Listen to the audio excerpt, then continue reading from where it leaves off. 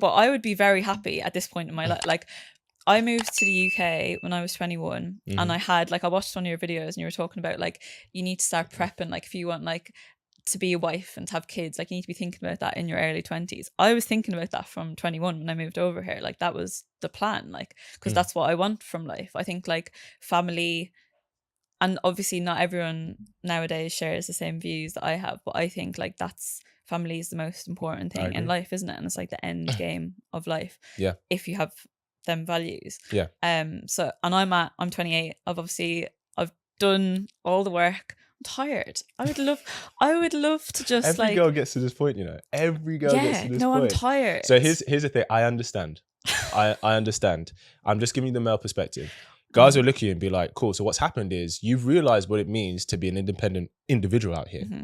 You've realized what it means when you have to take responsibility for yourself, and now you're tired. And now you want a man to take responsibility for you. And so guys are like, well, if you're a traditional, you wouldn't be doing all that. Anyway, yeah, I hear it. Do you know what I mean? And I think, I completely hear you. I get that. I think sometimes what guys can hear is that you had your fun being modern independent, and now you want a traditional relationship because there's benefits that come with that. And so sometimes a guy will go, cool, I will give that to you, but you have to follow these standards that I have. You follow my leadership. You know, like support me in the way that I need to. If you want to go on that girl's trip and I say no, you're not going. Right? Because you can't have it both ways. Equally, if you're like, you know what, I don't want that kind of relationship, absolutely fine. But then you're not looking for a masculine man who's going to lead you. You're looking for a more 50-50 modern egalitarian relationship. There's pros and cons to everything. Yeah, that's what I'm kind of like thinking about now. I'm like I'm kind of rethinking all. Like I want to have kids. That's what, like from my perspective, it's like just while they're young, like you need support, because I want to raise them, like, and I would preferably not work until they go to school age. Yeah. So that's like obviously that gap that you have to like factor and consider. Yeah. That's where the issue comes in. Sure. I mean, you can still do that because there are plenty of single mums. Yeah. It's just harder on your own, but you can technically still do that. Yeah. So I don't want to do that because I value family unit, and I do think that's so important. I agree. So let me ask you, what do you think the kind of man that you want to be with, what do you think he looks for in a woman? That's a very good question. You need to know this if you're going to be with him. Very good question. Have a guess. Give me some things. What do you think he looks for? What do you think attracts him to that kind of woman that he's going to provide that frame for? That's like, though, because all of these, so men want support, but that looks different to different men. Like, what do you mean?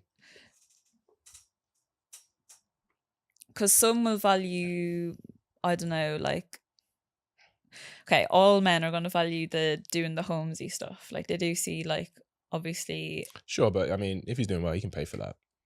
True. That's what I'm saying though, because it depends your financial scale then, doesn't it? That's true. Men still value it though. You're absolutely right. Like actually take care of a home for sure. Yeah, like cooking, cleaning, looking after the kids. I think they look. What's your opinion? Do you think men look for traits that was like in their mother? If they have a good relationship with their mum, yes. Yeah. If their mum was nurturing, caring, loving, he's looking for those qualities in a woman, for sure. Especially if their parents are still together, because it's like that's the example he's seeing. So cool, that's the kind of woman who is wife material. Yes. Right. If she's feminine, 100%. A lot of the time, if it comes from a single parent household and she was obviously quite strong independent, which if they might have to be if they're a single parent, understandably so. If that's what they've grown up with, they may choose that at first because that's what they know. But a lot of the time those relationships don't work out if he's a masculine man who's going to lead, because you just clash. But you see, this is like, I feel like in situations that I've been in, I feel like everyone always comes to me like, oh, like, I love how independent you are.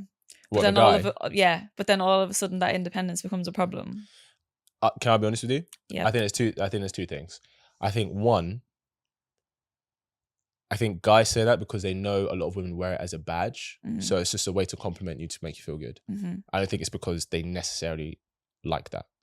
Or they're like, oh, this isn't they don't dislike it, but I don't think it's an attraction trigger.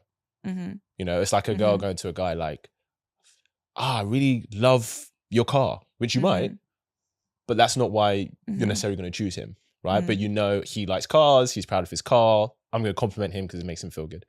The second thing I'd say is that when a guy meets a girl, he doesn't know whether he wants her seriously or casually a lot of the time. Sometimes he'll know straight away, sometimes he doesn't. How he knows whether he wants to take her seriously is as he dates her, he gets to know her. If he starts to date you, gets to know you, and he's like, yeah, this is just a casual thing, your independence, green light, golden, because she doesn't need anything from me. She's not gonna look for me for attention. She's not gonna look to me to help her out with stuff. She's not gonna look to me to fulfill her certain needs because she is independent and she can do that herself.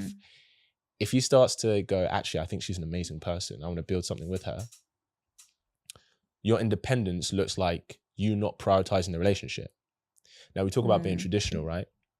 We all have masculine and feminine within us, right? Of course. And they serve different purposes in our lives. The masculine seeks direction, ambition, and freedom, right? Which is great because it helps you become successful in your business, successful in your career, all of that. The feminine seeks closeness, intimacy, and connection. So if you're a woman who's in her feminine, in her traditional, the relationship is a priority over almost everything else. Yeah. If a man feels that, and that's the balance, right? If he's going to be striving for greatness, someone has to prioritize the well-being of the relationship.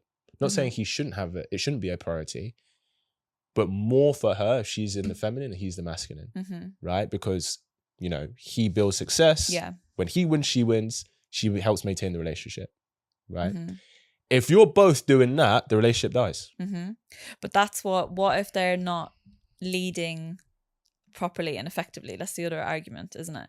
Because in my most recent situation, I felt like that was what happened because I was very much that person, completely pouring in, completely like doing everything to support all of that. Yeah. But I was putting myself then in a situation where I'm not working hard enough in my business and the things that I need to do, but you're also not providing financially what I need.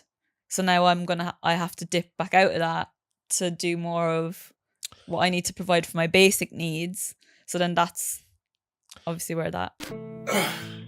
If you're loving this episode and these kinds of conversations, then I want to give you something. We recently launched the Kits Angels community. This is a sisterhood for women who are tired of what the dating scene has given them and are ready to take their love lives to the next level. It's a space for you as a woman to not be alone in your journey to love, where we learn, talk, and share our experiences as part of a strong sisterhood, with some leadership and guidance from yours truly, of course. Not to mention never before seen videos from me on how I've led dozens of women to meeting great men. And so as a thank you for watching this episode, I'm giving you a month's membership completely complimentary on me. Just click the Kits Angels link below, and when you join the group, message me the code phrase Angels Podcast and I will pay for your membership.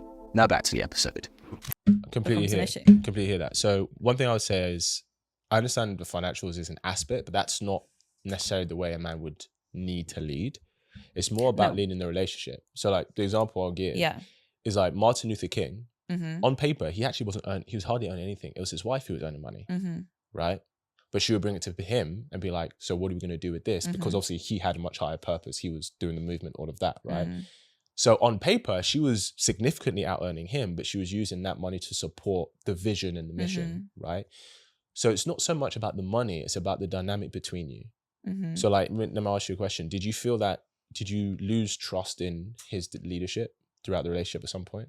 Well, to a degree, when it was like, you're now putting me in a situation where you're making my finances like very difficult. Was he like trying to tell you what to do with your finances, or like why was that? Was it just because he wasn't earning enough at that point where he could provide for the both of you? Yeah, so like obviously we lived separately and we had our own, so we're both paying rent and like both bills to pay. Yeah. And because I was so heavily involved in like his business and like what he was doing, that was directly taken time out of obviously what I've been doing. Sure. So I was like very heavily kind of playing the supporting role with all of that. And then there was like things about like re-signing contracts, saying different things that he was waiting for, and he was relying a bit more on me. But then that was put in, like, it was to a point that I can't handle, because I couldn't, his expenditure and my incoming, not the same thing. Like his outgoings are a lot higher than mine. Were you funding his outgoings? Yes. For how long? Couple months while we were waiting. He was waiting to like say re-sign contracts and different things. Okay. So it was like a couple of months of it. But then even when he did re-sign a couple of things, it was, I don't know, it just never really got rectified from there. When you say rectified, what do you mean? Like, I just felt, and I felt like that was what happened in my previous relationship as well. It was like when the finances became an issue. It was like nothing else before the finances. It was specifically when the finances become an issue. That's when the whole relationship kind of crumbled. And why do you think that's happened? Because like it's that, I think, man thing of they feel like they have to provide, and then when they're not doing it in that way, they don't like it, to handle it. Hope you really enjoyed that clip. If you want to watch the full episode where that clip is from, then I want you to click right here where you can watch the full episode. And if you're ready to claim your man today, enroll in my program below, and I'll see you there. Wishing you an amazing day.